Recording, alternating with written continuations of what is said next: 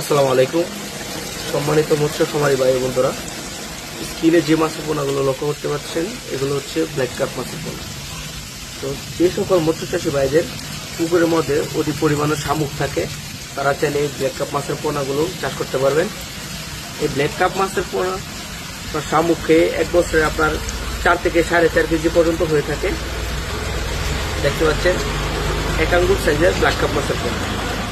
এই মাছের পোনাগুলো আমরা অক্সিজেন প্যাকেটের মাধ্যমে সারা বাংলাদেশে হোম ডেলিভারি দিয়ে থাকি।